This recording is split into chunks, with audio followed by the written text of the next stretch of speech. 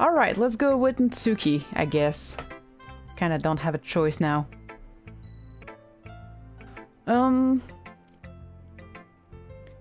Well, it's not really any worse than your last one. But I can't really say it's any better either. You. What?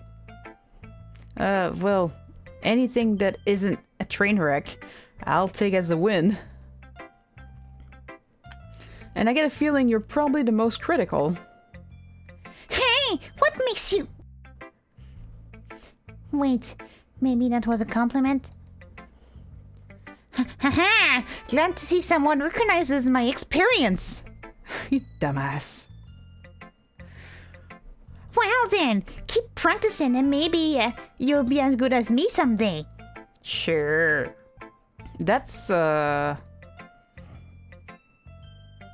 Something tells me Natsuki completely missed the point. Come to think of it, this kind of reminds me of Sayori's poem from yesterday. What? You think so? Yeah, well, I guess if you've been friends with her so long, you might be on the same wavelength. Oh, she seems kind of happy about that. But you never really struck me as her type.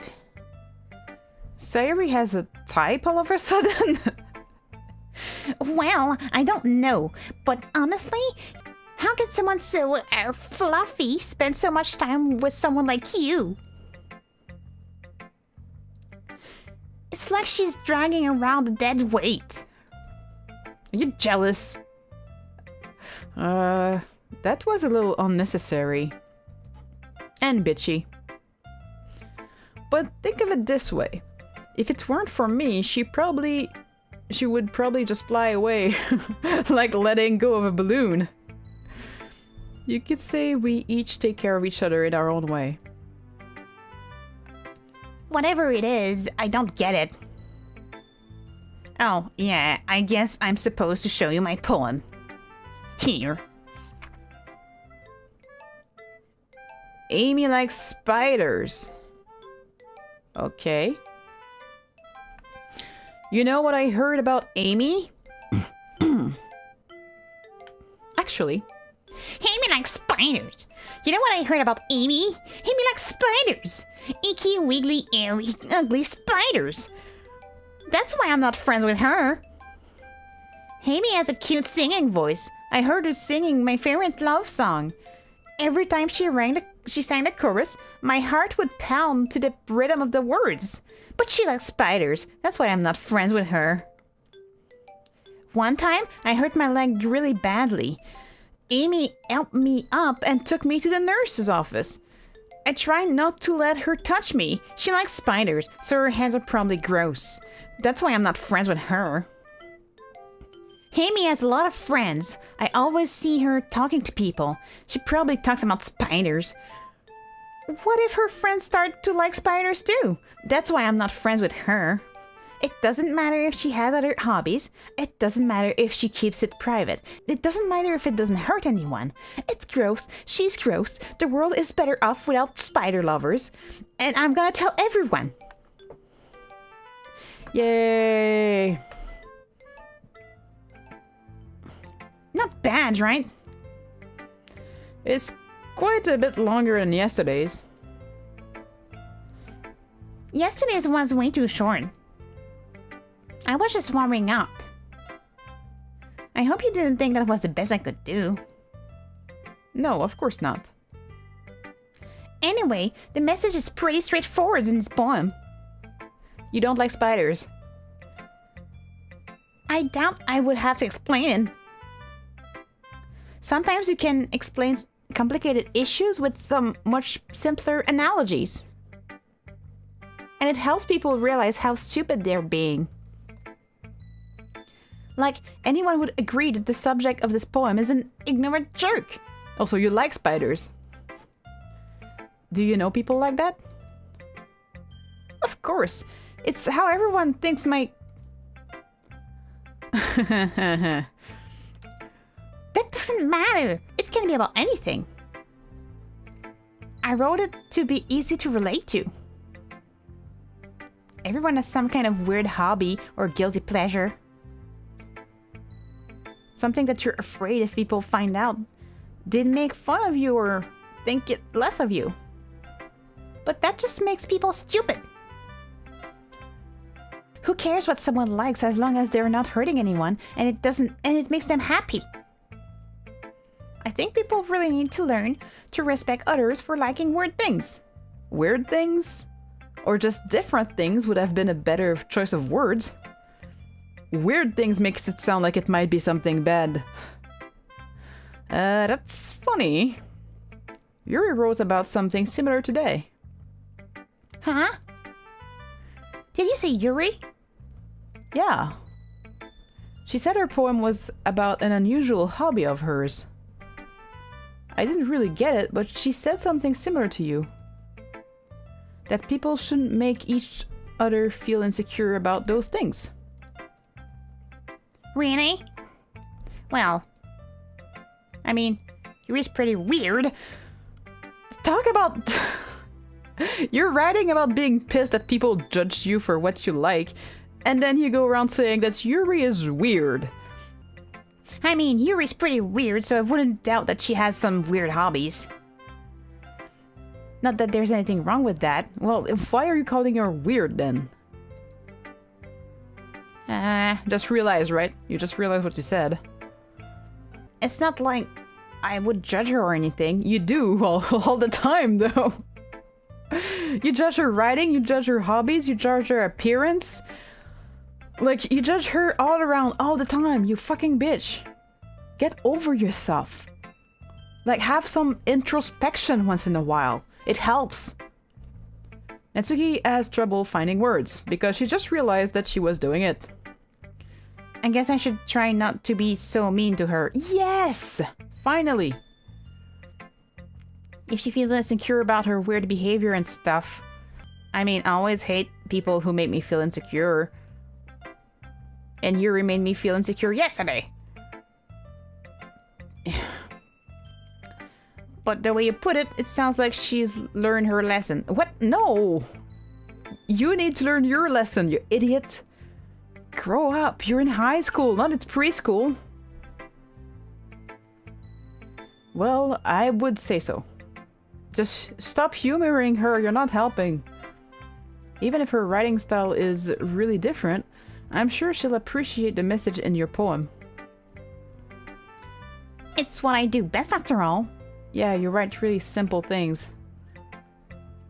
I don't like writing unless there's a good message to take away from it. Like, conveying emotion is important. But I want to make people think, not just feel. Remember that. Yeah, if you want to do it, that's on your shoulders, though. I don't have to bend over backwards to try to feel things in your poems. It's up to you to write them well. I'm gonna write a good one for tomorrow, so look forward to it. Sure. I look forward to reading it last. Okay, everyone. We're all done reading each other's poem, right? I have something extra planned today, so if everyone could come sit at the front of the room. So they're all in the same room together doing club activities, but they're all sitting separate? Okay. Is this about the festival? Well, sort of. Do we really have to do something for the festival? It's not like we can put together anything good in just a few days. We'll just end up embarrassing ourselves instead of getting any new members. That's a concern of mine as well. I don't really do well with last-minute preparations. Yeah, me either. Don't worry so much. Oh, sorry. We're going to keep it simple, okay? We won't need much more than a few decorations. Sayori has been working on posters, and I've designed some pamphlets we can give out during the event. Okay, that's great and all. But that doesn't tell us what we're actually doing for the event. Huh? Sorry? I thought you heard about it already? We're going to be performing. Performing? Monika? Yeah, we're going to be having a poetry performance. Each of us are going to choose a poem to recite during the event. But the cool part is, we're also going to let everyone else come up and recite poems too. Sayori is putting it on all the posters in case anyone wants to prepare ahead of time. Sayori, who's been coloring a poster, holds it up for us to see. Are you kidding me, Monika? You didn't already start putting those posters up, did you? Eh? Well, I did. Do you really think it's a bad idea? Well, no. It's not a bad idea. But I didn't sign up for this, you know. There's no way I'm going to perform in front of a group of people like that. I agree with Natsuki. I could never, in my life, do something like that. You could if you wanted to, but you don't want to. That's the problem. You can push your own boundaries, but you can't force someone to push theirs. That's not how it works. Imagining it, Yuri shakes her head in fear. Guys? No, Sayori. I understand where they're coming from. Remember that Natsuki and Yuri have never shared their poems with anyone until just a couple of days ago. It's a lot to ask for them to recite them out loud to a whole room of people. I guess I kind of overlooked that. Well, I thought you were going to recite poems that you like, not poems that you wrote. Just pick poems from a book of poems and that's good enough, right? And you don't even have to all do it. You talked about having cupcakes. Other ones could be in charge of sharing the cupcakes and you could be in front reciting poems from a book. See? I fixed it! It's simple! So, I'm sorry. But I still think we should give it our best. We're the ones responsible for the fate of this club. If we start the event and each put on a good performance, then it will inspire others to do the same. But, you know, actually, if you do an event like this, the best thing to do would be to have those who want to speak be the speakers and those who don't want to speak not have to speak. That way, people who are shy could still see themselves joining your group because they would see that they don't have to perform in front of people, which is a fear that shy people share. So that would be actually a great way to indirectly tell them this is a safe place to be because you won't be forced to do something you don't want to do. Your plan to force people to do something is not a good plan. And the more people who perform, the better we'll be able to show everyone what literature is all about. Yeah! It's about expressing your feelings. Not to a room full of people. Being intimate with yourself. That sounds finding new horizons. And having fun. Yeah, but if you don't have fun speaking in front of large crowds, your arguments falls apart. That's right. And it's those reasons that we're all in the clubs today. Don't you want to share that with others? To inspire them to find the same feeling that brought you here in the first place? I know I do. I know we all do. And if all it takes is to stand in front of a room for 2 minutes and recite a poem, then I know you can do it.